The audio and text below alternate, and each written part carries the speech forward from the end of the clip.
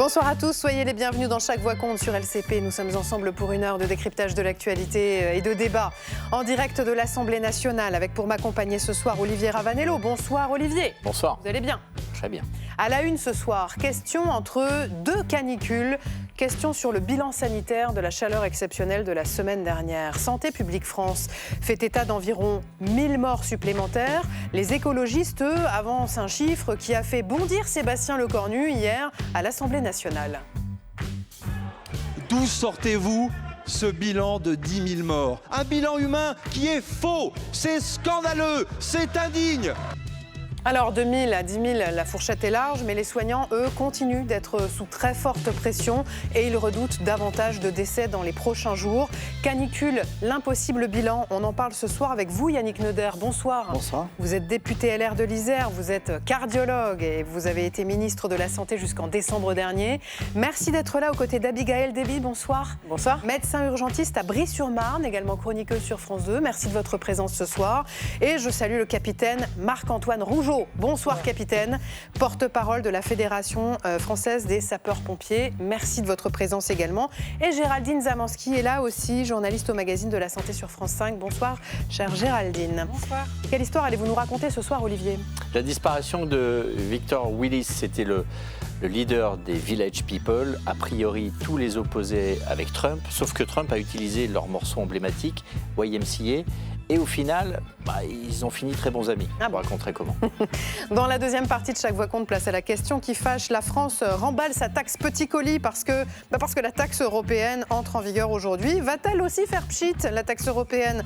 On en parlera tout à l'heure avec Anne-Cécile Violent, qui est députée Horizon de Haute-Savoie, Mathias Renaud, député RN de la Somme, et Fanny Guinochet, journaliste éco à France Info, sera également là. Vous pouvez vous aussi interroger nos invités ou nous faire part de vos remarques. Vous flashez le QR code qui est là.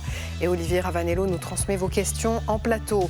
Bourbon Express aussi à suivre tout à l'heure, le journal de l'Assemblée nationale avec Marco Pommier qui revient notamment sur la polémique autour des dates de l'élection présidentielle de 2027. Vous verrez ça.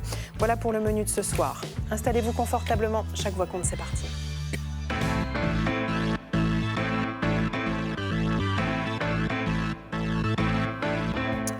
Le répit sera de courte durée. Les températures ont à peine commencé à descendre légèrement en France que déjà Météo France annonce à partir de ce week-end un 3e épisode de forte chaleur en à peine un mois.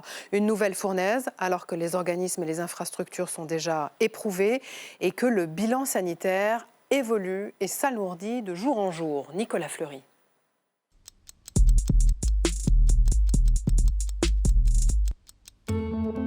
Des décès en hausse, des funérariums débordés. Près de Fontainebleau, ce gérant de pompes funèbres est en première ligne pour constater la surmortalité due à la canicule. On est en saturation. Il y a sans arrêt des demandes depuis la fin de la semaine dernière pour que des personnes puissent venir dans une chambre funéraire et malheureusement toutes les places sont prises. La canicule inédite du mois de juin a causé au moins 1000 décès, dont les 3/4 sont des personnes de plus de 75 ans selon Santé publique France. De premières estimations au cœur d'une bataille de chiffres hier dans l'hémicycle, alors que la présidente du groupe écologiste et social interpelle le Premier ministre. Sous votre gouvernement, la canicule s'est transformée en violence politique. C'est la première fois que je sors de mes gonds parce que mon dernier argument est celui-ci. D'où sortez-vous ce bilan de 10 000 morts sur lesquels vous et les vôtres sont allés sur les plateaux de télévision depuis maintenant plus de 3 jours en établissant un bilan humain qui est faux. C'est scandaleux. Visait notamment la députée Sandrine Rousseau qui s'explique ce matin. J'ai dit, je ne sais pas, on va atteindre peut-être les 10 000 morts. Mais l'année dernière, il y a eu 5 700 morts. Là, tous les spécialistes disent que c'est plus que l'année dernière. Sébastien Lecornu le reconnaît lui-même. Donc c'est une évaluation au doigt mouillé que vous avez fait. J'espère avoir tort. Alors, quelle mortalité attribuée à la canicule? Une chose est sûre, selon le député Philippe Juvin qui dirige un service d'urgence, le bilan provisoire de Santé publique France est sous-évalué. Ils se réfèrent, ils le disent eux-mêmes, au certificat électronique de décès. Or, la majorité des morts étant à domicile, et comme ce sont ceux qui sont le moins dans les certificats électroniques, on a probablement une sous-estimation, mais pas du niveau de Mme Châtelain. Le bilan de cette canicule devrait rester moindre que pour celle de 2003. On dénombrait alors 15 000 morts. Santé publique France doit publier de nouvelles estimations ce vendredi. Et en attendant, eh bien, ce soir nous parvient un nouveau bulletin sanitaire des autorités françaises qui s'appuie sur des chiffres des urgences et de SOS Médecins. On va détailler ces chiffres dans un instant, mais Abigail Deby, je voulais d'abord vous demander si ça va. Est-ce que l'hôpital tient ? J'ai envie de dire oui et non. Dans le oui, il y a une sorte d'hommage à tous mes collègues, à tous les soignants qui tiennent en fait crise après crise depuis toutes ces années dans un hôpital public qui est en grande souffrance. Donc on a vécu le Covid, on a vécu aussi le post-Covid et toutes ces promesses non tenues. On tient aussi avec les épidémies de grippe, les triples épidémies, et puis maintenant avec ces épisodes de chaleur extrême qui nous éprouvent nous aussi en tant que soignants. Donc nous, on tient parce que les soignants sont résilients, courageux, ils sont inventifs, ils sont déterminés, ils aiment leur métier, ils ont envie de l'exercer dans de bonnes conditions.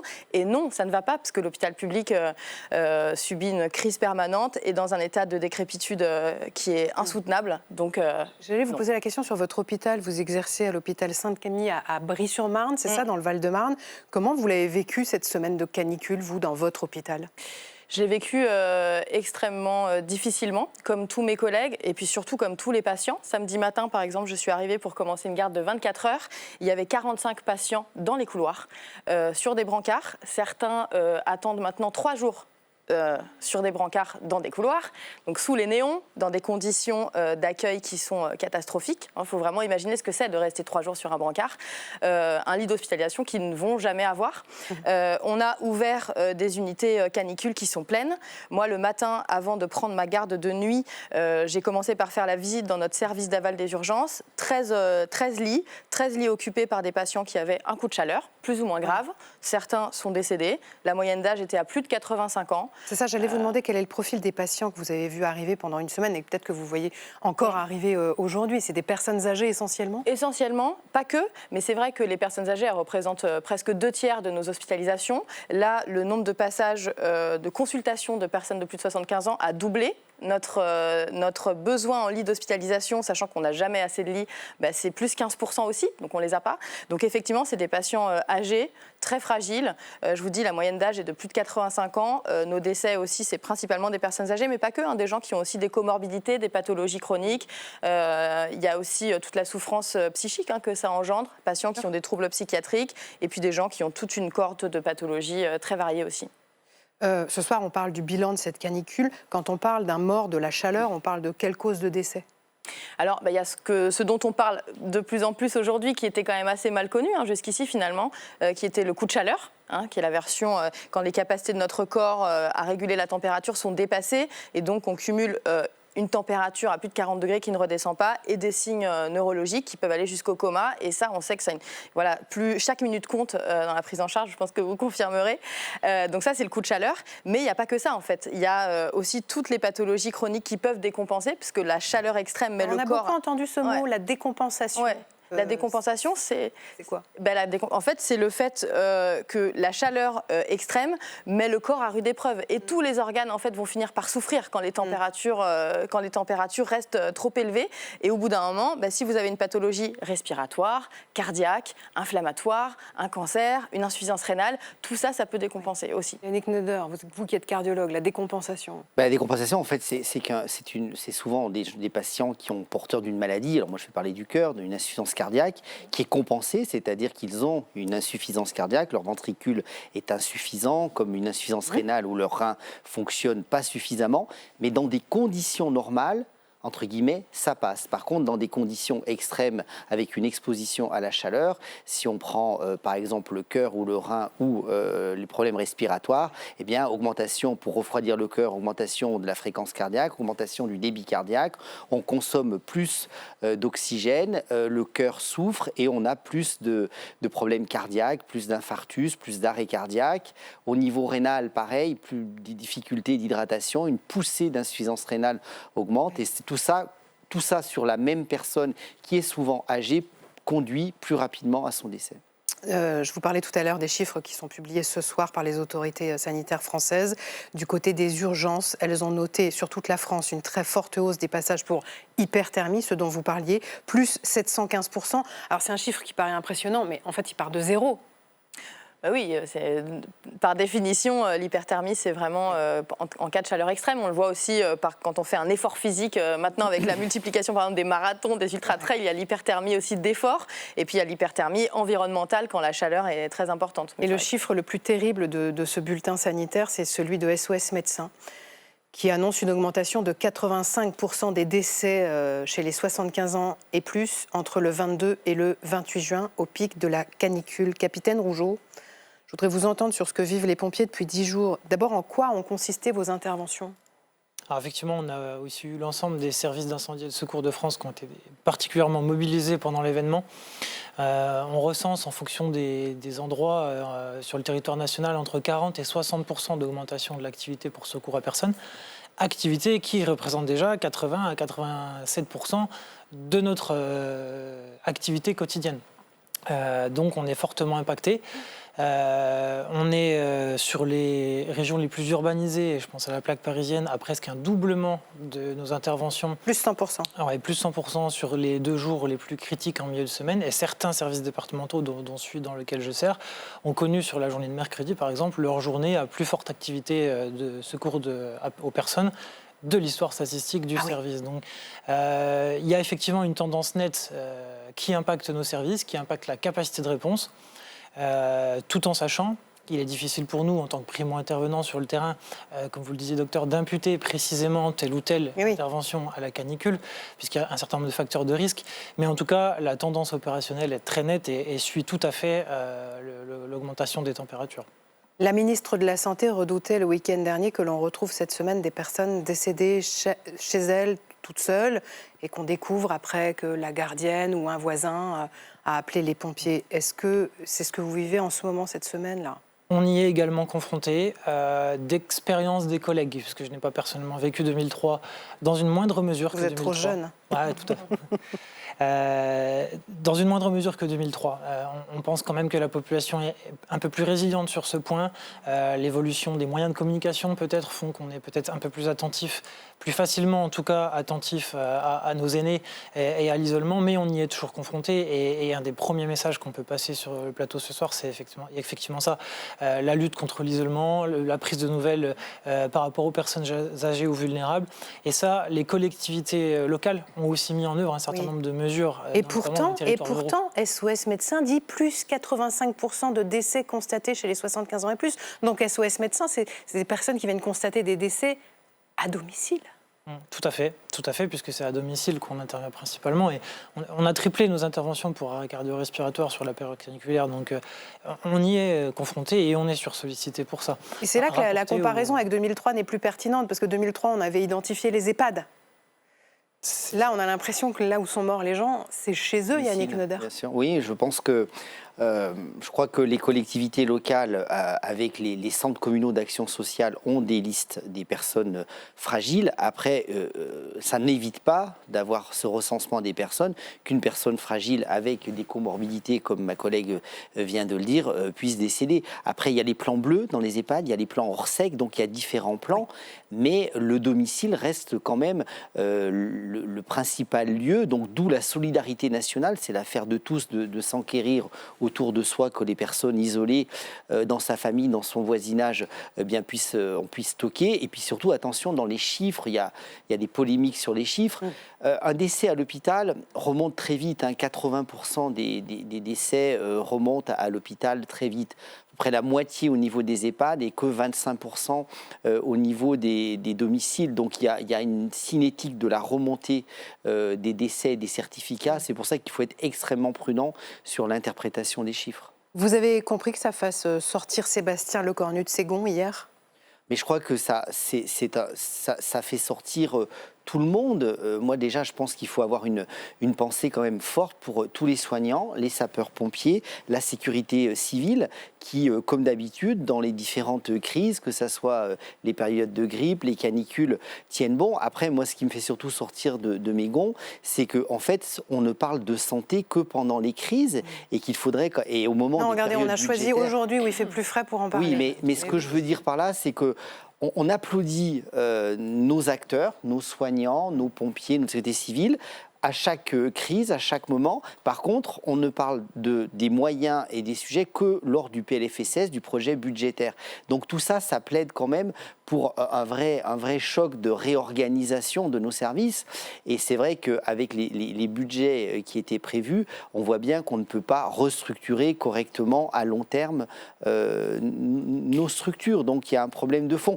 C'est-à-dire que c'est un vrai problème de santé publique, la canicule. C'est pas qu'un problème d'écologie et autres. Et moi, je suis assez surpris sur une dimension plus politique, c'est que les mêmes qui critiquaient les rapports du GIEC maintenant sortent à grands coups de communication des plans de climatisation. Je fais les sous-titres pour nos téléspectateurs. Là, vous parlez du Rassemblement national. Voilà. Et pour ceux pour qui brancher un climatiseur était un crime de lèse-majesté, parlent maintenant que ce n'est plus un tabou. Ah là, vous parlez des écologistes. Non, mais je crois qu'il faut être raisonnable. Je pense qu'il y a des mesures structurelles de réorganisation de nos bâtiments qui sont valables pour nos écoles, pour nos hôpitaux, nos EHPAD, nos lieux publics. Mais en urgence, je l'ai dit déjà en début de semaine dans d'autres médias, quand vous avez, le cardiologue va parler, mais quand vous faites hospitaliser quelqu'un pour une réhydratation, un insuffisant cardiaque, ça n'a aucun sens médical que le mettre dans une chambre à 34 degrés.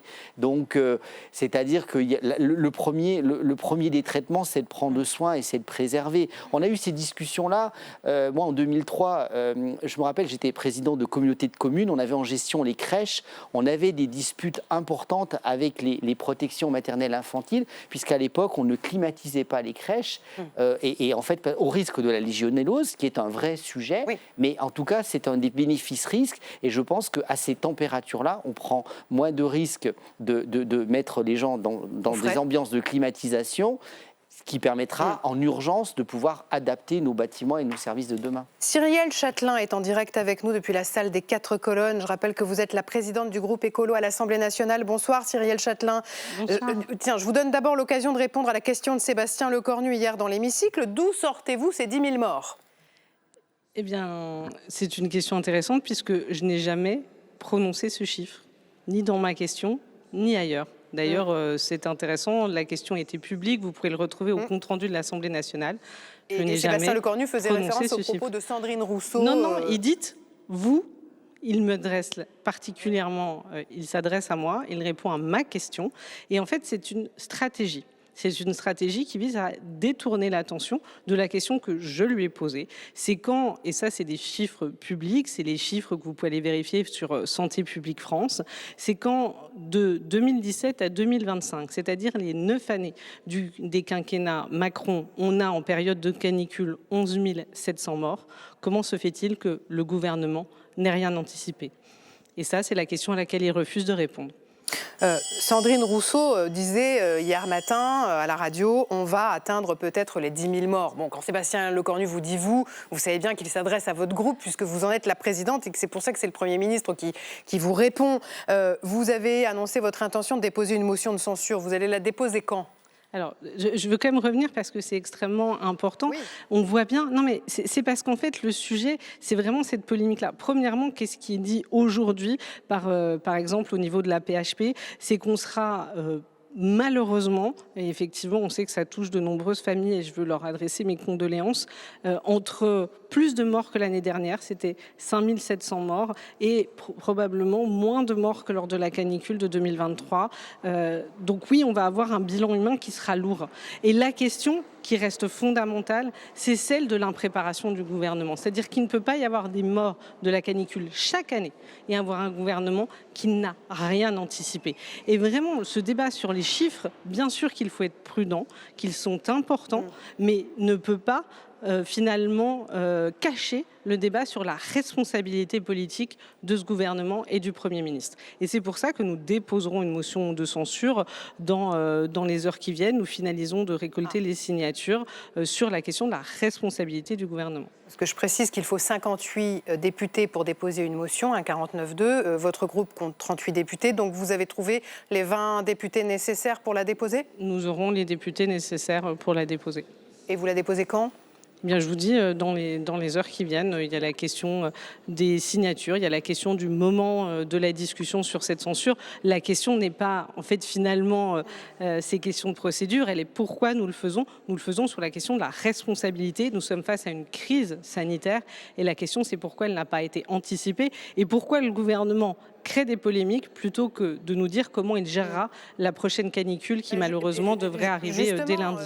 Cet après-midi au Sénat, Sébastien Lecornu a répondu aux Verts que c'était peut-être pas le moment de déposer une motion de censure alors que la semaine prochaine il y a une nouvelle vague de canicule qui arrive et que c'est pas le moment de se créer des problèmes politiques à l'Assemblée alors qu'il y aura cette nouvelle crise à gérer. Mais justement, comment il gère la crise? C'était toute ma question. Ma question, c'était pourquoi n'avez-vous pas préparé et en gros, comment on fait face aux prochaines canicules? Il y a zéro réponse. Et moi, ça me terrifie. On est face potentiellement de nouveau à une canicule qui va malheureusement potentiellement de nouveau faire des morts et il n'y a rien à part taper sur les écolos. En fait, c'est pas responsable. Merci en tout cas d'avoir été avec nous ce soir, Cyrielle Châtelain, en direct. Géraldine Zemanski, on est d'accord que tout l'Hexagone est concerné par cette surmortalité. Ce n'est pas plus particulièrement certaines régions. On a des chiffres qui couvrent tout le territoire. Alors cette année, oui, c'est la première fois qu'il y avait autant de départements qui étaient donc en alerte rouge pendant autant de jours. Oui. Après, le bulletin de Santé publique France lui-même dit noir sur blanc, c'est au mieux 60%, ces 1000 décès annoncés sont au mieux 60% de l'ensemble, puisqu'effectivement, les certificats électroniques ne couvrent pas tout l'ensemble des décès et que du coup, les décès au domicile sont largement sous-représentés. Cette bataille des chiffres, elle est aussi liée à notre surveillance de la mortalité. L'Espagne dispose d'un système qui s'appelle MOMO, Monitoring Mortality, qui permet en fait d'avoir un bilan au jour le jour de la mortalité. Comment il fonctionne d'abord ce MOMO? Alors en fait, c'est un système d'algorithme, c'est-à-dire qu'eux, c'est traumatisé par leurs précédentes crises. En 2004, ils ont créé ce dispositif. Oui. Et ils ont intégré tous les décès précédents en fonction, en gros, de chaque degré de température supplémentaire qui avait survenu dans les précédentes crises, ce qui leur permet du coup, effectivement, au jour le jour, à la fois d'enregistrer les certificats électroniques qui ont l'air d'être en plus grand nombre qu'en France. Selon les sources que j'ai lues, ça pourrait même attendre dans certaines régions 95% des décès qui sont en certificat électronique. Mais ça, c'est pas partout non plus. Sur le territoire oui, parce que espagnol. C'est régionalisé en Espagne. Oui. Ils ont, voilà, donc ça dépend des régions, mais ils ont quand même visiblement aussi un meilleur enregistrement au jour le jour des certificats de décès. Et voilà, ils ont un algorithme qui leur permet très vite, du coup, de répercuter pour effectivement essayer aussi de réagir plus vite. D'ajuster évidemment les politiques de santé publique au jour le jour. Yannick Neuder, est-ce qu'il nous faut un système plus transparent, plus quotidien, plus lisible pour éviter les polémiques sur lesquelles nous sommes, sur le bilan sanitaire? Parce que c'est important quand même de connaître le chiffre des morts. Je crois que franchement, moi, à ces questions complexes, une réponse simple n'est pas adaptée. Donc bien entendu qu'il y aura l'heure de rendre des comptes, il y aura l'heure, mais là je pense que toutes nos forces sont sur le quai. Je pense que voir un Parlement qui s'entre-déchire sur des chiffres, ça éloigne plus les citoyens que ça les rapproche de la question. Vous pensez que c'est pas important qu'on sache j'ai pas dit ça. De morts a fait la vague je de dis chaleur. juste que moi, je ne vais pas tomber dans ces raisonnements simplistes. Tous ces salauds, ils n'ont rien fait, voilà, ou on fait l'autruche et non, tout va très bien, Madame la Marquise. Je pense qu'il y a un juste milieu. Il y a des mesures d'urgence. Il faut climatiser le plus possible. Il faut avoir des retours terrain le plus possible. Mais il faut penser, au mois d'octobre, mois de novembre, quand on fait le budget, d'avoir un budget d'investissement qui ne plonge pas les hôpitaux dans des déficits, qui leur permet de pouvoir, hôpital par hôpital, pouvoir prévoir un plan de climatisation. Je pense que ce n'est pas du niveau d'un Premier ministre de commander 30 000 climatiseurs. Je pense en dernière minute, en pleine semaine de canicule. On a des hôpitaux, il faut leur redonner effectivement un pouvoir d'agir, une capacité de financement. On a des directeurs qui sont là pour gérer des budgets dans l'équilibre des soins avec les soignants et c'est des décisions qui doivent se prendre par établissement. Encore faut-il que les établissements ne soient pas en déficit et en retard de paiement. Il faut laisser les forces du terrain s'organiser face à ces sujets-là. Donc vous n'auriez pas, en tant que ministre de la Santé, commandé 30 000 climatiseurs Mais moi, je vais être très clair. Moi, je n'ai pas voulu rester au gouvernement puisque l'ONDAM, l'objectif national de dépenses de santé et quelque part les budgets alloués allaient encore plus creuser le déficit des hôpitaux. Donc je suis un hospitalier, un médecin avant d'être un ministre et un député. Donc je crois qu'il faut donner une juste dotation. Ça ne veut pas dire qu'il n'y a pas des mesures d'efficience et des restructurations à faire à nos hôpitaux pour qu'ils puissent clairement s'équilibrer. Mais c'est des sujets complexes qui ne doivent pas nous faire tomber dans le populisme ou dans l'autruche. Abigail. Oui, parce que si on compare en fait les décès et la situation par rapport à celle de 2003, il y a quand même des choses qu'il faut dire. En dehors des moments de crise, on meurt déjà à l'hôpital. On meurt déjà de ne pas être soigné. Par rapport à 2003, il y a des millions de Français qui n'ont pas de médecin traitant. Entre-temps, le système s'est effondré. Clairement, moi je suis à l'hôpital tous les jours, je suis médecin urgentiste à temps plein à l'hôpital public, le système est effondré. C'est plus, voilà. Donc en temps normal, on n'est déjà pas en sécurité. L'accès aux soins est de plus en plus compliqué, la population est plus précaire, plus fragile, éprouvée par de très nombreuses crises, les gens sont plus vieux, plus malades et du coup, on n'est pas en sécurité déjà en temps normal. Donc si on ajoute à ça une crise sur crise, c'est déjà très compliqué. Oui, mais c'est le virus de la chaleur, c'est comme un Covid mais de degrés. Mais c'est aussi pour ça qu'il faut qu'on ait une réflexion de fond sur qu'est-ce qu'on fait de l'hôpital qu'on a laissé, qu'on a abandonné complètement. Et c'est pas qu'une question de moyens financiers, c'est la population a changé, la démographie a changé et tout est possible, mais avec une vraie réflexion de fond en dehors des moments où on est en crise et où on est tous en souffrance, soignants comme patients. Entre parenthèses, votre hôpital a reçu des climatiseurs sur les 30 000 commandés par le gouvernement ? On a des climatisations mobiles. Notre hôpital est climatisé, je crois, à 60%. Et en fait, le problème aussi, c'est que les systèmes électriques sont pas. On ne peut pas climatiser l'ensemble de l'hôpital parce que le système électrique ne peut pas le supporter. Vous le dites ici à l'Assemblée nationale où nous avons été victimes d'une panne vendredi dernier, n'est-ce pas ? Donc il y a une deuxième vague, une troisième vague, si on compte celle du mois de mai, qui arrive là pour le week-end prochain. Capitaine Rougeau, comment vont réagir les organismes qui ont déjà encaissé 2 vagues de chaleur ? Enfin, là, on est tous, a priori en bonne santé, on est tous déjà épuisés, et là on y retourne. C'est effectivement un facteur aggravant. Cette canicule est arrivée relativement tôt dans la saison, au mois de juin, et les organismes qui sont déjà lourdement éprouvés vont avoir tendance à être encore plus affectés par cette deuxième vague. On parle de vague. On parle de crise, monsieur le député, vous le soulignez, qui se succèdent, mais il y a aussi, pour les services d'urgence, que peuvent être les SAMU ou que peuvent être les SDIS, cet effet de vague et d'accumulation, puisque très tôt dans la saison, on a été sur le pont. On a par exemple été légèrement épargné dans le sud-est par rapport aux statistiques opérationnelles sur cette vague de canicule. Ce soir et dans les jours qui arrivent, le sud-est est particulièrement touché par les feux de forêt. Oui. On a également eu à faire face dans certains départements du centre ou du nord de la France à des vagues d'orage qui ont suivi la canicule.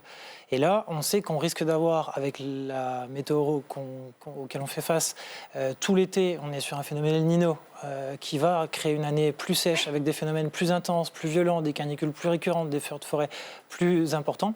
Et donc, on est à la croisée des chemins où, sur cet épisode de juin, hormis un centre Val-de-Loire et dans l'ouest, on a été relativement épargné par les feux d'espace naturels. La concomitance du nombre de crises à laquelle il va falloir qu'on fasse face en même temps sur le prochain épisode et sur les prochains épisodes va vraiment affecter nos capacités. Est-ce que c'est possible de se préparer à cette vague de chaleur en retenant les leçons des 2 premières de l'année ? Parce que quand on voit les chiffres de SOS Médecins et des urgences avec des 316% d'augmentation des consultations pour déshydratation, plus 480% de coups de chaleur chez SOS Médecins, ça veut dire que malgré la prévention qu'on peut faire, les messages qu'on entend à la radio ou à la télévision, c'est difficile parce qu'il ne faut pas faire culpabiliser les gens en leur disant « alors, vous n'avez pas assez bu, madame ». Mais comment on fait passer le message pour éviter de repasser par ça ? Mais je crois que c'est la définition aussi du ministère de la Santé. Je crois qu'il faut envisager ce ministère de la Santé aussi d'une autre façon. C'est-à-dire que c'est un ministère de la Santé qui doit faire aussi, qui doit avoir l'enveloppe du One Health, de toutes les crises qui impactent la santé. Il y a naturellement la santé humaine, avec les problématiques de santé. Mais on voit bien que les problèmes climatiques sont un véritable retentissement. On peut voir la qualité de l'eau, la qualité de l'air, la canicule. Et puis, on a toutes les problématiques de santé animale qui vont impacter. Parce que si on a une prochaine pandémie, on sait très bien qu'elle sera d'origine de transmission possiblement animale. Donc, je pense qu'on doit aussi avoir un ministère qui doit pouvoir aussi gagner ces arbitrages, qui doit davantage peser, parce que ça reste quand même la principale préoccupation des Français, mais qui doit coiffer aussi un champ beaucoup plus large et du coup, le côté climatique également. Géraldine, la prévention, elle doit aller jusqu'où avant la prochaine vague de chaleur? En fait, il faut d'urgence, parce que en fait, je pense que tout le monde imagine que chaque personne fragile, quelque part, est identifiée en France. On se dit, les médecins, ils connaissent leurs patients fragiles, les infirmiers, ils connaissent leurs patients fragiles au domicile, et du coup, ces personnes-là, forcément, quelqu'un les appelle pour les protéger. En fait, c'est pas le cas, parce que les soignants, ils n'ont pas le droit de communiquer tous leurs fichiers avec les noms de leurs patients aux mairies, pour que les mairies appellent, pour que les mairies s'inquiètent dès que la personne ne répond pas. Donc, en fait, tous ceux qui sont seuls chez eux aujourd'hui, s'ils sont en mesure d'appeler leur mairie, c'est formidable, parce qu'il faut qu'ils se mettent sur cette liste de vigilance. C'est un peu la première chose. Ceux qui ne sont pas en mesure de le faire, c'est bien si leurs proches, s'ils ont des proches, un cousin, un machin, qui se dit mais en fait, lui, il est tout seul chez lui. Peut-être que, apparemment, eux, ils ont le droit d'appeler la mairie pour dire essayez de vérifier si cette personne est toujours bien en état, chaque jour, jour après jour. C'est des appels quotidiens. Il y a peut-être des mairies aussi auxquelles chacun d'entre nous peut aller proposer des coups de main, parce que ça veut dire que c'est des visites au domicile. C'est une charge très, très lourde, quotidienne, pour aller comme ça, veiller sur toutes les personnes à risque. Il faut le faire très vite. Les personnes aussi, quand elles se sentent mal, tous les médecins avec qui j'ai parlé aujourd'hui m'ont dit qu'elles n'hésitent pas à appeler le 15, qu'elles ne se disent pas « je vais engorger un système d'urgence et faire perdre des chances ». En fait, il y a des circuits et elles pourront parler très vite avec un généraliste qui leur donnera des conseils, avec un psychiatre si elles ont des problèmes de traitement psychiatrique. Enfin, vraiment, il faut que chaque... Sur ce point, capitaine Rougeau, il y a des gens qui vous ont appelé trop tard?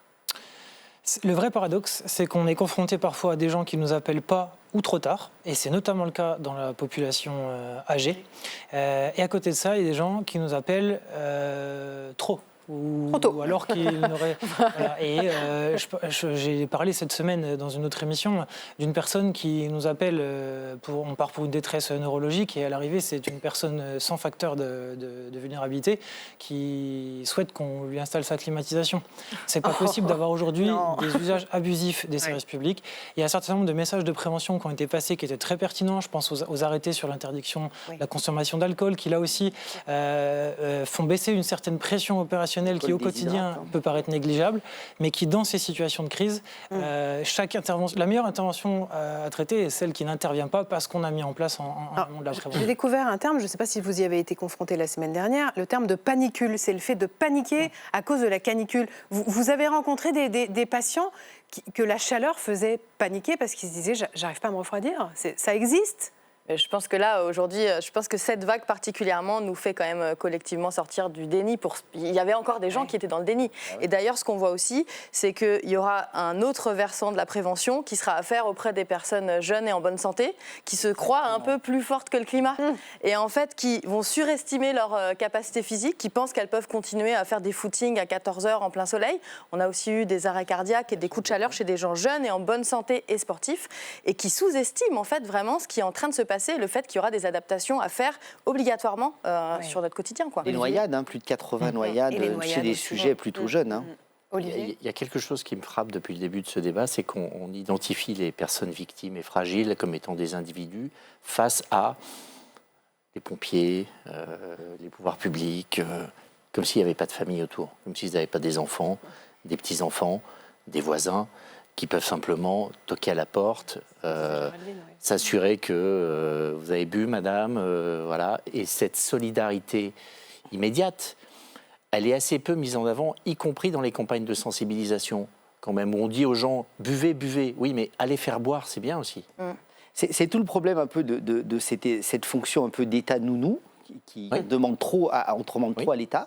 Et d'un autre côté, on voit, moi je me suis un petit peu fâché il y a une dizaine de jours au début là, pour en gros faire bloquer une manifestation sportive qui n'était pas raisonnable, avec des gens de pleine volonté, mais qui ne se rendaient pas compte, avec exactement ce que vous disiez, non, mais on va bien s'hydrater, en gros, vous inquiétez pas docteur, ça va bien se passer.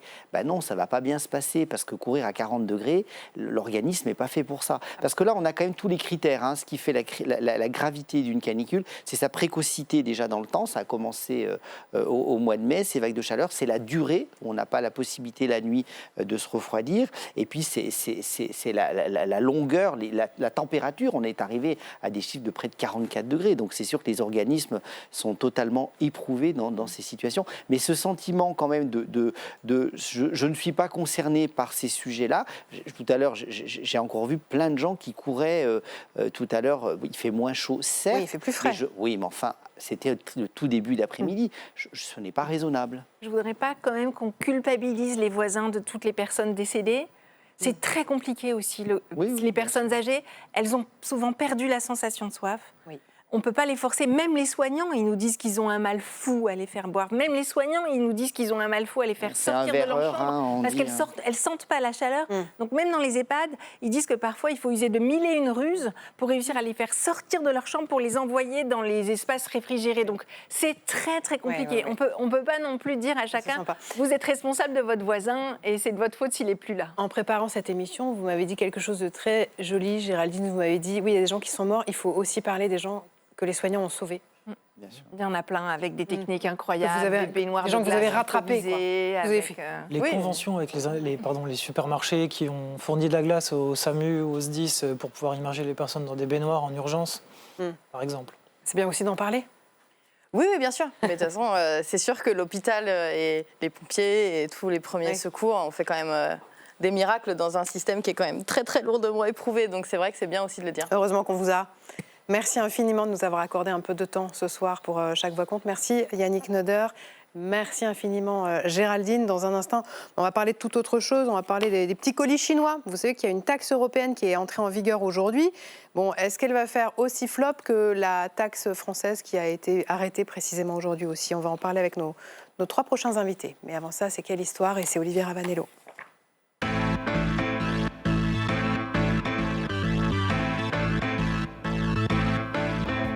Bon, on avait besoin d'un peu de musique, alors Olivier, heureusement, il est là ce soir. Vous vouliez nous raconter l'histoire d'un policier. En l'occurrence, le chanteur iconique des Village People, Victor Willis, qui est décédé aujourd'hui. Oui, c'était en effet lui, le policier qu'on voit sur la pochette des Village People, chanteur de gospel à l'origine, qui était chanteur comme ça, avec des petits cachets dans le quartier du Village à Manhattan, qui à l'époque était le centre de la communauté gay de New York, et qui se retrouve embauché par 2 Français. 2 Français qui sont en goguette, ils sont là, ils ont envie d'être producteurs. Et puis, quelques jours avant, ils se sont promenés dans ce quartier du Village, et puis ils ont vu un homme déguisé en indien qui jouait un petit peu avec des instruments, des clochettes dans la rue. Ils l'ont suivi, il est allé dans un bar où on jouait du disco régulièrement, il faisait un numéro, et puis ils se sont rendus compte en regardant autour d'eux qu'il y avait un homme habillé en cow-boy, un vrai cow-boy, un vrai texan, et puis on avait un autre qui était habillé en biker, et là ils ont eu un trait de génie, ils se sont dit mais on va faire un groupe avec tous les archétypes des mâles alpha, on dirait aujourd'hui, tous les archétypes masculins américains. Et on va en faire un groupe, et c'est comme ça qu'est né le groupe des Village People, et ça a donné ça.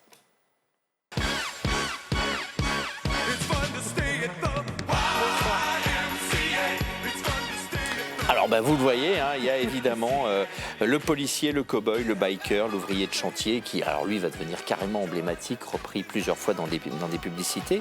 Ouais. YMCA, c'est 1978. Ça reprend le nom de Young Men's Christian Association. C'est un clin d'œil parce que dans la chanson, il s'amuse avec l'idée que ces regroupements chrétiens entre jeunes hommes sont en fin de compte des clubs de rencontres pour homosexuels. Du coup, it's fun to stay. C'est ça, il s'amuse. s'amuse, c'est incroyablement gai. Ça va devenir, ce groupe, une icône, c'est vrai, de la communauté gay, mais pas seulement, beaucoup plus largement. Ça a alimenté et ça a rythmé toutes les boîtes de nuit du monde entier pendant toutes les années 80. Symbole d'une disco très, très fun, très festive. C'est super, là on a l'origine de la chanson et du groupe. Je voudrais savoir comment on arrive à Donald Trump, en fait. C'est ça. Comment ils se sont retrouvés dans les meetings. Comment tu te retrouves là-dedans? En fait, ils ne sont pas retrouvés. Ils ne sont pas venus. On les a forcés en quelque sorte. C'est Trump qui est allé les chercher.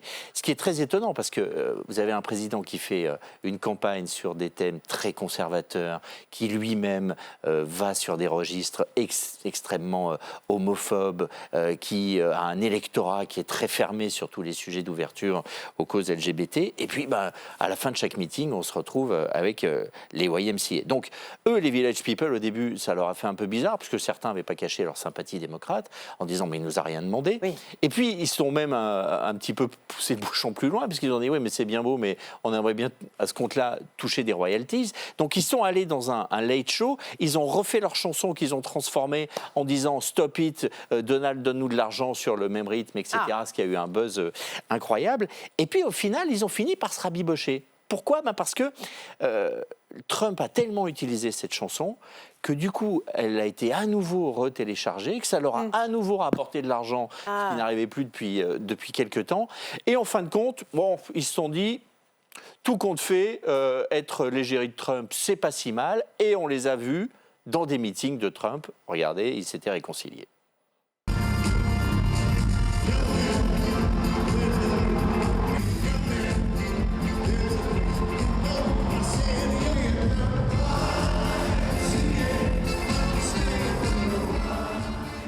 Voilà, tout est bien qui a bien fini. Ce matin, Trump a évidemment publié un tweet pour rendre hommage à Victor Willis en disant que c'était un type fantastique. Grâce à lui, il était très heureux qu'on utilise sa chanson dans nos rallyes, dans nos meetings. Voilà, il a fallu d'une manière ou d'une autre, encore une fois, qu'il se réapproprie cette histoire et ce groupe. On ne va pas le refaire, Trump. Merci Olivier. On passe à la question qui fâche, oui.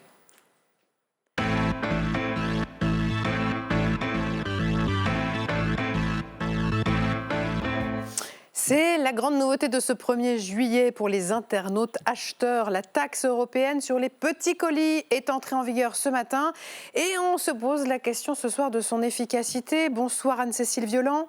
Bonsoir. Merci d'être avec nous, députée écologiste. On parlera évidemment du texte qui a été adopté au début de la semaine. Et je me permets, je ne suis pas députée écologiste. Pardon, mais oui, c'est vrai qu'on ça ressemble beaucoup, mais je suis Horizon. C'est Horizon, excusez-moi. Et Mathias Renaud, député RN. Ça va ? Bon. Merci à tous les deux d'être là. Fanny Guinochet nous a rejoint. Bonsoir Fanny. Bonsoir. Alors, on va d'abord poser le décor, le cadre avec vous Fanny, parce que la France avait elle-même instauré une taxe petit colis dont on a beaucoup parlé ici même, et elle a décidé de l'enlever ce matin. Elle l'a enlevée ce matin parce qu'il y a la taxe européenne qui a été mise en vigueur aujourd'hui, avec l'argument du gouvernement qui est tout simple, de dire on est dans un marché unique, on harmonise nos législations, d'où la suspension de la taxe nationale, la taxe tricolore qui avait été mise en place en mars dernier, 2 €, alors que la taxe européenne, c'est 3 € sur les colis de moins de 150 € qui sont achetés sur les plateformes extra-européennes.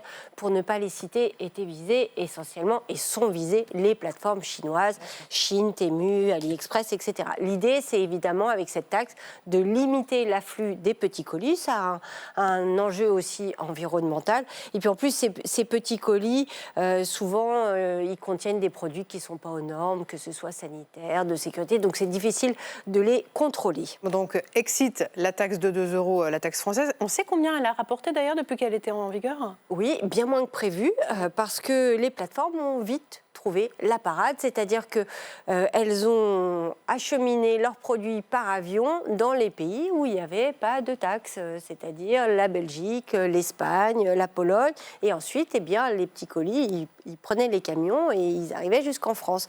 Donc elles ont investi, ces plateformes, massivement dans des centres de logistique, en Pologne, en Espagne, en Belgique, d'où un déport massif de l'ordre de 90%, c'est le constat qui a été fait fait par les douanes. Donc vous imaginez bien que pour échapper à cette taxe, la taxe, elle n'a pas rapporté grand-chose. Selon les douanes, 2 millions, un peu plus de 2 millions, 2,3 millions d'euros par mois, on est loin, très très loin des 400 millions d'euros qui étaient prévus, attendus dans le budget de 2026. Bon, c'est un flop. Bon, ça c'est pour la taxe française. Comment elle va fonctionner, la taxe européenne qui est entrée en vigueur ce matin? Elle s'applique sur les catégories de produits. C'est-à-dire que si vous achetez des chaussettes d'un côté, des pantalons de l'autre, eh bien vous allez payer une taxe sur les chaussettes, une taxe sur les pantalons. C'est pas une taxe par colis, c'est une taxe par catégorie. Voilà, et ce sont les plateformes normalement qui payent la taxe, sachant que les plateformes vont peut-être répercuter sur le client. Bon. Cela dit, ce changement, il ne devrait pas trop avoir d'incidence parce que les plateformes ne vont pas forcément passer par la France, elles vont continuer à passer par un certain nombre de pays, même s'il y a la taxe, là où elles ont leurs infrastructures et les emplois où elles ont investi. Oui. Et puis, ce qui risque de se passer aussi, c'est qu'elles vont être floues sur le contenant de ces produits. Voilà, donc c'est vrai qu'on s'attend à ce que eh bien, cette taxe, elle n'aura peut-être pas tous les effets attendus. En attendant, ce qu'espère l'Europe, c'est qu'on ait de meilleurs moyens de contrôle, puisque les plateformes vont être incitées à livrer des grosses quantités. Et puis, cette taxe de 3 €, juste pour terminer, elle est présentée déjà comme une solution transitoire, puisque l'Union européenne a dit que d'ici 2 ans, elle allait mettre en place un futur pôle européen de données douanières pour calculer les droits de douane de façon bien plus précise en fonction de la valeur réelle des biens. Et on va en reparler bien sûr avec nos 2 députés, mais d'abord je voulais entendre tous les 2, est-ce que c'était la bonne décision de retirer la taxe française? Parce qu'il me semble qu'à un moment, il avait été question de cumuler. Anne-Cécile Violent? Il était question effectivement de la conserver. Oui, je pense que c'est une bonne décision. Il faut quand même se rappeler que c'est justement parce que la France a été insistante et qu'elle l'a mise en place avant, dans le cadre du projet de loi de finances, que l'Europe s'en est saisie beaucoup plus tôt que ce qui avait été prévu. Vous pensez que la France a été moteur de la décision européenne? Oui. C'est évident.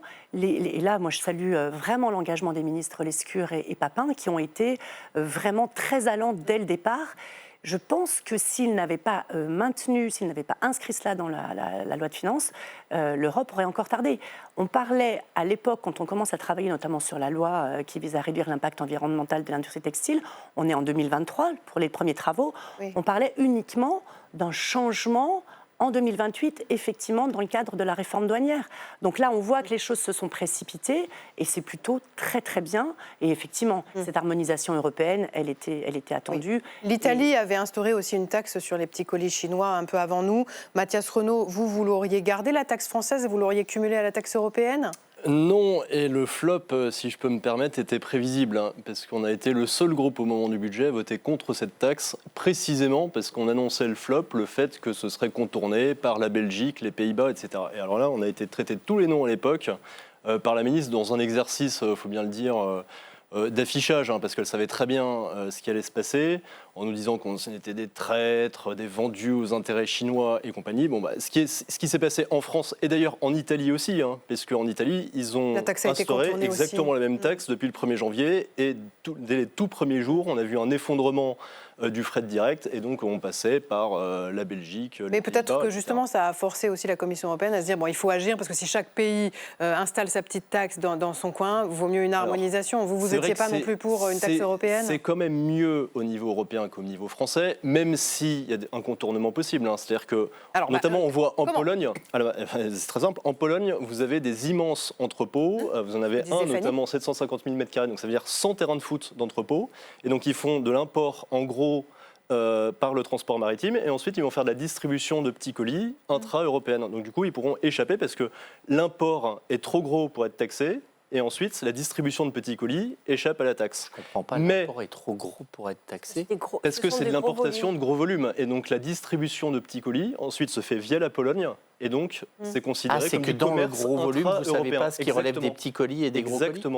Exactement. Donc ça, c'est encore un moyen d'échapper. Mais j'ai envie de dire que la question de fond qu'on avait posée, d'ailleurs, au moment du budget, c'est est-ce que, finalement, est-ce qu'on a raison d'accepter ces petits colis, c'est bien, sachant qu'il y en a 2 tiers ça c'est les estimations de la répression des fraudes, 2 tiers qui ne respectent pas nos normes et même la moitié qui sont dangereux pour la santé. Donc à un moment donné, il va peut-être falloir se poser la question de l'interdiction pure et simple. Vous, c'est ce que vous proposez au RN, c'est-à-dire à un moment vous faites fermer Chine, Temu, Ali. C'est en tout cas l'alternative qu'on a posée, c'est-à-dire et au moment du budget, là c'est pas une position nouvelle, hein, on a dit, bah, écoutez, c'est vrai qu'il y a des problèmes et à l'époque on avait pointé, parce que ça commençait par là, il faut le rappeler aussi, hein, sur les questions des poupées pédopornographiques. Voilà, ça avait commencé comme ça. De façon plus large, on constate que effectivement, il y a toute une partie de ces colis qui ne respectent pas nos normes et qui sont même dangereux pour la santé. Bon, bah, est-ce qu'on accepte finalement ces produits-là ou est-ce qu'on essaye de les taxer directement, de les taxer indirectement, comme vous avez fait d'ailleurs dans une proposition de loi qui était une bonne idée par ailleurs, hein, mais je pense qu'il faut se poser la question collectivement et au niveau européen d'ailleurs. Alors, Anne-Cécile Violent, je le disais, vous êtes l'autrice de la loi anti-ultra fast fashion. Pas fast fashion, ultra fast fashion, vous allez me dire la différence. Elle a été adoptée définitivement lundi dernier et c'est un texte qui met en place un système de pénalité qui cible les entreprises les moins vertueuses. Pourquoi d'ailleurs on dit ultra fast fashion désormais ? Ça va encore plus vite que la fast fashion. Alors, ça va beaucoup plus vite parce que c'est du jetable encore plus rapidement. Et puis, parce que les modèles économiques ne sont pas du tout les mêmes. L'ultra fast fashion, on est sur des produits qui sont fabriqués à l'autre bout du monde dans des conditions épouvantables. Et ça, c'est un sujet en soi qu'il s'agira de traiter. Avec des impacts pour l'environnement monstrueux. En fait, c'est une aberration écologique, économique, puisque concurrence déloyale, et évidemment sanitaire et sociale, et même morale, avec cette histoire de poupées pédopornographiques. Donc, on ne peut pas comparer, par exemple, largeur de gamme. C'est le nombre de références que ces enseignes mettent sur leur plateforme tous les jours. C'est plusieurs milliers chez Chine, Temu et les autres, parce qu'il y en a d'autres. Hein. On parle toujours de Chine, mais il y en a tellement d'autres. Parce que c'est les plus gros. Qui arrivent, c'est les plus gros, et c'est ceux qui ont le plus gros marché. Mais par exemple, les enseignes comme Zara ne sont pas concernées, ou H&M ne sont pas concernées par votre texte. Elles ne sont pas concernées dans un premier temps, parce que là, justement, quand on fait la loi en 2023, enfin, quand on l'étudie, et qu'aujourd'hui, 2 ans après, on voit combien Chine a pris un essor incroyable. Donc là, on s'est dit, il faut faire un compromis, il faut qu'on tape très vite et très fort sur Chine et les autres, encore une fois, parce que ce n'est pas comparable. La fast fashion historique que vous avez, dont vous avez cité des marques, ils ont déjà amorcé un vrai virage écologique, avec notamment un rapatriement d'une partie de la production, au moins en Europe. Donc, on ne peut pas les considérer de la même manière. Et typiquement, ces enseignes d'ultra fast fashion, c'est 900 fois plus de références par jour sur leur site. L'idée, c'est quoi? C'est de rendre cette ultra fast fashion trop chère? Alors en tout cas, c'est d'envoyer un signal prix, parce que malheureusement, même avec la pénalité, ça restera accessible, mais c'est de pouvoir envoyer un signal prix aux consommateurs en disant qu'est-ce qui se passe? Est-ce que si mon manteau que je payais 10 €, demain je le paye 23 € parce qu'il y a une taxe de 13 €, pourquoi c'est aussi cher? Donc c'est aussi de pouvoir inviter le consommateur, et ça fait partie de la loi, d'être éclairé, d'avoir une information obligatoire sur ces plateformes pour expliquer ce que c'est. Vous seriez favorable à faire ce que dit Mathias Renaud, c'est-à-dire à un moment, puisque ces sites nous envoient des petits colis, des petites merdes, pourquoi ne pas les fermer? Absolument. Mais alors, vous savez, il y a le principe de plaisir ou de désir, puis il y a le principe de réalité. Je vous rappelle qu'au moment de Chine, le gouvernement a essayé, Roland Lescure a essayé justement de faire fermer ces plateformes. Même avec ça, il n'a pas réussi parce que, évidemment, il y a des questions de droit. Donc c'est toujours, je pense que c'est toujours d'actualité, mais il faut trouver effectivement la bonne voie et puis les bonnes raisons. Donc idéalement, bien sûr, quand on dit que, notamment à Noël, que plus de la moitié des jouets sont dangereux. C'est même pas le vrai sujet, c'est comment ils arrivent à rentrer. C'est pas tellement est-ce qu'on les taxe, est-ce qu'on ferme le site, c'est comment est-ce qu'on a mis autant de normes et comment est-ce que malgré toutes ces normes, on arrive à laisser entrer sur le territoire européen des câbles qui prennent feu, des objets dangereux pour la santé. Mathias Renaud. Pardon, mais ça c'est très simple. C'est-à-dire que les colis qui arrivent notamment dans nos grands ports, vous avez 1%. Qui sont contrôlés. Voilà, 1% qui sont contrôlés en visant essentiellement le narcotrafic ou des produits complètement illicites. Si vous voulez. Ensuite, il y a un contrôle répression des fraudes. Enfin, je ne veux pas rentrer trop dans la technique administrative, mais vous avez un contrôle répression des fraudes. Et là, au niveau des distributeurs, ils peuvent sanctionner. Il y a une proposition qu'on avait faite. Vous savez qu'il y a la Commission européenne prévoit des pratiques anticoncurrentielles. En France, ça se fait via l'autorité de la concurrence dans 2 cas de figure. Vous avez l'abus de position dominante et l'entente. Nous, on voulait créer, alors ça devrait se faire au niveau européen, un 3e cas qui serait précisément les cas de dumping au niveau de nos normes. Donc c'est-à-dire qu'à partir du moment où on prouve qu'un importateur viole de façon importante des normes intérieures, à ce moment-là, on crée une nouvelle catégorie. Et ce qui est important là-dedans, c'est que ça permet d'infliger des amendes jusqu'à 10% du chiffre d'affaires mondial du groupe concerné. Donc c'est extrêmement dissuasif, beaucoup plus que les contrôles de répression des fraudes. On l'a déjà dit 100 fois sur ce plateau, mais si ça marche, c'est aussi parce qu'il y a des clients qui adorent et des clients qui ne peuvent pas s'acheter autre chose que cette mode pas chère. La bataille des volumes, la Chine l'a gagnée. La bataille psychologique, qu'est-ce que vous dites à vos électeurs il y en a parmi vos électeurs qui aiment cette mode aussi, qui ne peuvent pas s'acheter autre chose que ces vêtements-là Alors ça, c'est pas vrai. On ne peut pas dire qu'on ne peut pas acheter autre chose. Aujourd'hui, on a quand même des marques... Des t-shirts à 5 €, c'est difficile à trouver encore. Quand même. Alors, je suis d'accord. 5 €, c'est difficile. Mais en fait, le problème de ces enseignes, c'est qu'elles vont inciter à la consommation. Il y a quelque chose de très addictif.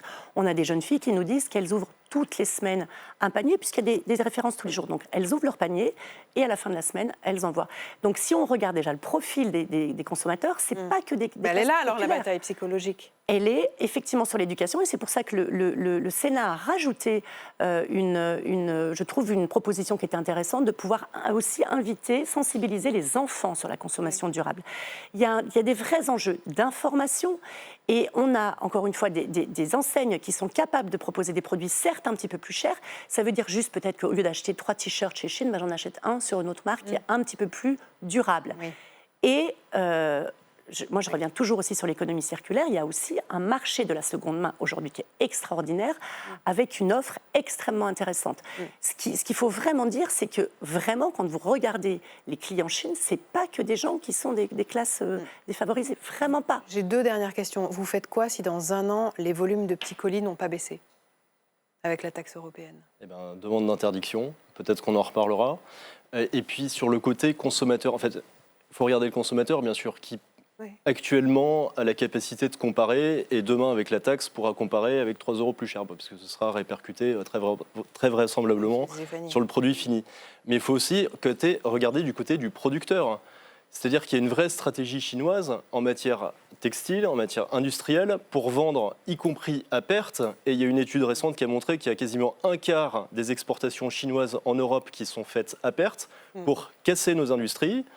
Par le prix, y compris en étant subventionné par le gouvernement, et ensuite s'installer définitivement, quitte à remonter les prix ensuite. Donc il faut aussi expliquer ça aux consommateurs. Et dernière question, d'ici 2 ans arrive donc ce projet d'union douanière européenne qui aura son centre à Lille.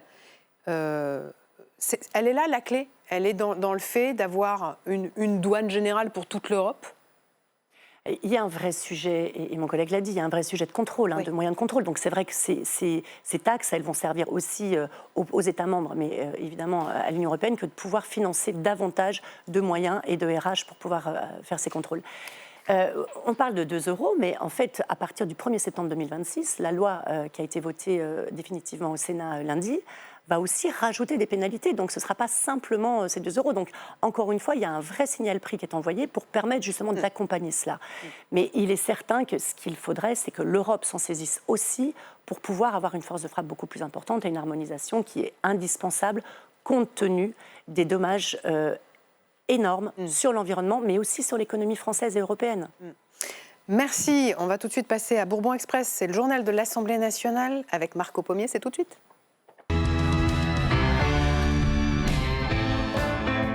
Bonsoir Marco. Bonsoir Adeline. À la une de Bourbon Express ce soir, d'abord la polémique sur les dates de la prochaine élection présidentielle qu'on connaît depuis ce matin.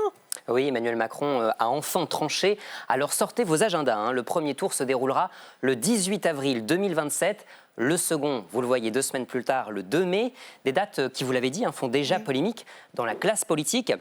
Car le scrutin tombera pendant les vacances scolaires et le second tour se tiendra au lendemain du 1er mai, une journée hautement symbolique sur le plan politique et social. Alicia Rogue et Eva Billon ont demandé l'avis des députés. Traditionnellement, le premier tour est en avril, fin avril, le deuxième tour est début mai. Alors, les dates, elles sont ce qu'elles sont. Ce n'est pas la première fois qu'il y a une élection présidentielle qui aura un tour qui enjambera des vacances scolaires. Les 2 dates, ils avaient des inconvénients et des avantages. Donc peu importe la date. Maintenant, c'est dans une période scolaire. Donc il va falloir que le gouvernement mette tout en place pour qu'il y ait une grande partie de la population qui soit en capacité de donner des procurations et que tout le monde soit au courant de comment ils peuvent faire. Ces dates posent un problème quand même, parce que normalement, le samedi, la veille d'un second tour de présidentielle, il n'y a pas de propagande politique, quelle qu'elle soit, sur les médias ou dans la rue. Ici, on va avoir un 1er mai, donc on va nous dire, oui, c'est une manifestation sociale, mais on sait très bien que beaucoup auront la tendance et la tentation à en faire une manifestation politique. Bon, on est obligé de vous demander votre avis à vous aussi, Mathias Renaud et Anne-Cécile Violent. Le 2 mai, oui, on sera dans la période de réserve de la campagne, c'est-à-dire le vendredi à minuit, normalement c'est silence radio. Ça veut dire que, par exemple, les manifs du 1er mai, on ne pourra pas les voir à la télé s'il y a des slogans ? Normalement, elles ne doivent pas se tenir tout court, parce que là, il y aura un point à éclaircir. Nous, le 1er mai, on a un événement partisan qui s'appelle la Fête de la Nation. Vous savez qu'historiquement, le 1er mai, on défilait aussi, on a transformé ça en Fête de la Nation, on ne va pas pouvoir le faire. Réserve électorale oblige. Si, effectivement, les manifs du 1er mai, souvent quand même organisés par des syndicats et par la gauche, deviennent en gros des manifs anti-RN, si jamais au deuxième tour, à la veille du scrutin, ça posera un vrai problème. Donc là, je pense qu'il y a un sujet à traiter par le ministre de l'Intérieur qui est en charge des élections. Anne-Cécile Violent ? Non, mais effectivement, la période de réserve, c'est qu'il n'y a aucune manifestation possible. Non seulement pas de médiatisation, mais pas du tout de manifestation. Après, vous savez, je crois que de toute façon, à un moment donné, il faut trancher. Et moi, j'ai envie de dire, voilà. Il y avait d'autres dates possibles. Il y avait juste une... Pourquoi avoir tranché pour celle-ci ? Alors, moi, j'ignore les raisons pour lesquelles ça a été arbitré ainsi. Mais c'est vrai que en tout cas. Frédéric Valletoux le disait, la tradition est quand même assez régulier, que c'est entre fin avril et début mai. Donc je pense qu'on a voulu garder cette tradition-là. Mais écoutez, vous savez, je crois que quand on a vraiment le sens citoyen, on va voter déjà, quelles que soient les vacances ou le week-end prolongé du 1er mai. Je pense qu'il faut aussi pouvoir prendre un peu de hauteur et vraiment s'engager pour aller voter. Bon, et puis dans cette course à l'Élysée, Marco, Édouard Philippe a gagné aujourd'hui un soutien de taille. Oui, celui de Laurent Wauquiez, le président des Républicains à l'Assemblée. Il choisit donc le candidat d'Horizon plutôt que Bruno Retailleau, le président de son propre parti. Dans une interview accordée au Figaro, il déclare, vous le voyez, je crois qu'Édouard Philippe peut incarner l'ordre et le sérieux permettant de redresser la France. Déclaration moyennement accueillie dans les rangs de son groupe. La députée Marie-Christine Dalloz déplore ses propos. On ne peut pas tirer contre son camp, dit-elle. Une pierre, c'est une pierre dans le jardin de Bruno Retailleau, ambiant chez les Républicains. Anne-Cécile Violent, c'était dans votre bingo 2026, le ralliement de Laurent Wauquiez à Édouard Philippe ? Je ne crois pas, mais Laurent peut tout à fait être quelqu'un qui peut effectivement rassembler. Moi, je le connais bien, c'est mon président de région. Ah oui. Mais je crois que, de sources assez sûres et assez proches de M. Wauquiez, je crois que l'AFP a été un petit peu rapide sur l'interprétation de l'article du Figaro. Ah, et donc qu'est-ce qu'il faut comprendre ? Que peut-être c'est un petit peu plus nuancé que ça, ou en tout cas... c'est pas un soutien total. Moi, je me réjouis de ce qu'a dit Laurent Wauquiez. Ce que vous voulez dire, c'est que Laurent Wauquiez, in fine, ne soutiendrait pas forcément Édouard Philippe. On a du mal à certainement, mais c'était peut-être un peu précipité par l'AFP. Bon. Par l'AFP. Ah bon, d'accord. Qui a sorti une dépêche suite oui, bien sûr. à l'article du Figaro. Oui. Et donc vous pensez qu'il y a eu une surinterprétation ? Moi, je pense que c'est de l'anticipation. Vous savez, chez Horizon, on aime bien voir loin pour faire bien. Je pense que Laurent Wauquiez... Ou alors l'AFP montre qu'elle voit bien pour faire bien aussi. Bon. On continue, Marco ? On continue. En attendant la présidentielle, le travail parlementaire continue. Et on retiendra aujourd'hui l'adoption définitive d'une proposition de loi pour garantir un avocat à tous les enfants placés et protégés. Un texte qui s'adresse aux 300 000 enfants dans le pays concernés par une procédure d'assistance éducative. Aujourd'hui, seulement 7% d'entre eux sont assistés par un avocat devant le juge des enfants. La proposition de loi portée par la socialiste Aïda Hadizadeh veut donc y remédier. Son texte a été adopté aujourd'hui à l'unanimité. Une adoption saluée avec émotion dans l'hémicycle. Vous allez le voir, standing ovation sur les bancs de la gauche, mais aussi des représentants d'associations dans les tribunes.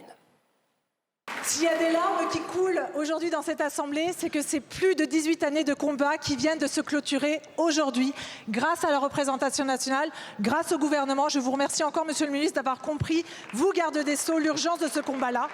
Tout n'est pas fait. La mise en œuvre va demander du temps et de l'exigence. Nous avons 6 mois pour nous mettre en ordre de bataille pour faire que cette loi, demain, change la vie des enfants placés. Et le coût de cette réforme est estimé à 300 millions d'euros. Ça correspond en fait à la hausse de l'enveloppe de l'aide juridictionnelle qui permettra de financer un avocat commis d'office pour chaque enfant concerné. Autre texte important, définitivement adopté par le Parlement, c'est la loi de programmation militaire, la LPM. Oui, le gouvernement souhaitait actualiser cette loi votée il y a 2 ans et demi. Et bien après l'accord trouvé la semaine dernière entre députés et sénateurs en commission mixte paritaire, l'Assemblée a définitivement validé le texte cet après-midi au lendemain du vote positif du Sénat.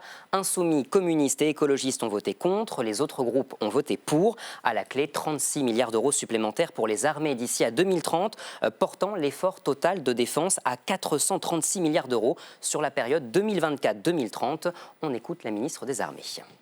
Évidemment, au moment de ce vote, je pense aux femmes et aux hommes qui composent nos armées et pour lesquels notre mobilisation sera extrêmement utile parce que cela veut dire plus d'entraînement, plus de munitions pour les armes de la France. Merci à chacune et chacun d'entre vous.